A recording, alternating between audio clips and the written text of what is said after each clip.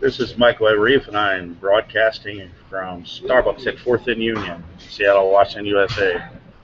My home, when I'm away, my home. My birth certificate does say Philadelphia General Hospital, 1972, and I think that hospital was a museum back then. So I don't know which city I was really born in, and there's a rumor that I was orphaned. A guy my age with the same name was orphaned in New York City, isn't it? So, but I spent a lot of time in Seattle, Washington. In fact, I'm the majority shareholder in my company. I'm a U.S. Marshal CEO, but I don't even know my own employee identification number. And I got about 250 corporate sponsors. So they gave me advanced training, a warden. I had to be posed as an inmate, a mentally ill inmate. But I'm really, honest to God, the warden. What kind of fucking money it took to fucking pull that fucking shit off. Anyway, I got a couple black guys to say, I made my contribution at the office. It's just a lot of people call me a bitch, and I'm not sure exactly what the fuck they mean. If you want to know the truth. So anyway, that's been my life. I was the little kid that walked around and appeared like nobody wanted me and nobody liked me, like Oliver Twist. You ever read that book, Oliver Twist? The dirty Jew gang tries to capture him and put him to work. Well, I've been avoiding the dirty Jew gang, and it wasn't always Jews. So the understanding is that, well, that type of Jew is what we call a nigger, and it has nothing to do with the color of your skin. It's when you cheat people and you're willing to lie and steal to like the end of the road, You don't plan on doing anything with the money except float. So anyway, we tried not to do that my whole life. I got my formal training here in Seattle in the Coast Guard Academy, teenager grade. So some of it anyway. And it's been fun. It's been real.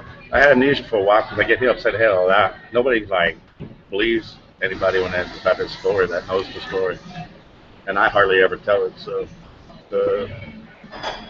it's not really a secret. I worked at all the Secret Service up until I signed the United States Army contract, and then they went public. So whatever any of them try to fucking pull my leg or whatever, I want to kick them in the head. So because this is all bullshit, and the law says I'm supposed to have a gun every day from here on out, and that was in 1992. So, can you feel my pain? What's been going on in my life? So, I was a truck driver, though. I had a job by myself. I could drive down the road with America, the broadcast team. I worked a radio station and a television station. I was in a little van driving around one time. I remember that. Stopping wherever we thought a crime was taking place, jumping out with a camera and a microphone like, is everything all right here? We noticed something was out of the ordinary. Right, that was fun. I can't remember what station it was right now.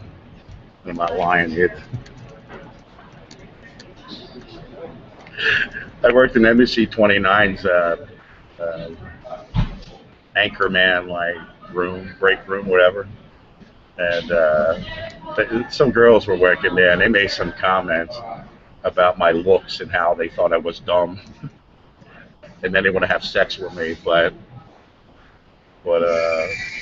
they were trying to gently break the news to me that they were using sedatives on me. And the guy was really threatening to do something. I think they were all having sex together, group sex, but I'm not sure. Probably had me conscious, heavily sedated, and just sort of fantasizing or whatever about me. I don't know. Ain't that crazy? It's a crazy show.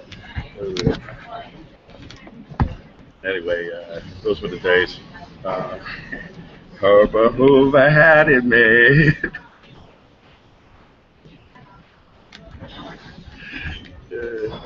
So anyway, I play guitar every now and then. I was going to get one this month, but I forgot. I looked at a few of them, played some music, and it sounded pretty good. I'm trying to go for like sort of like a 50s, like rock and roll hadn't quite become rock and roll yet. Sort of solo guitarist, sort of city person kind of image. rather than this all-around man that I like to be when I play. So it's taking a little time, but it's coming pretty fast. I'm outdoors all the time. It's easy to.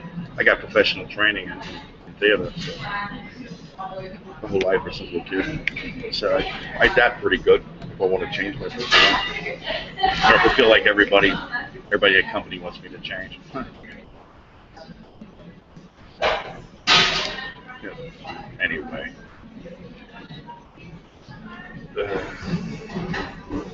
it's raining.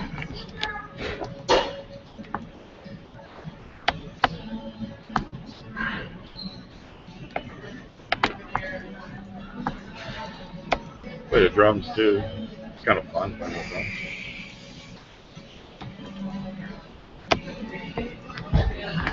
Waiting for my ship to come in.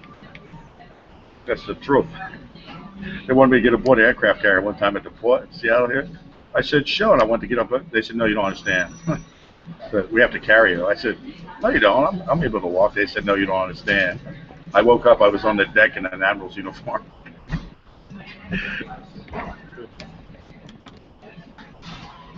Then they took me back to Philadelphia, and I signed the Army contract. They did so.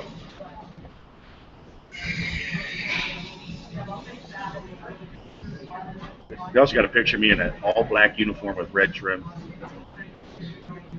They had my grandmother show it to me, so they kind of like theater, like make believe but real.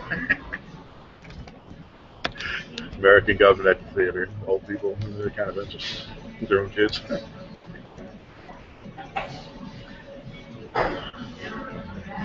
Something can be very sort of genuine, very creative.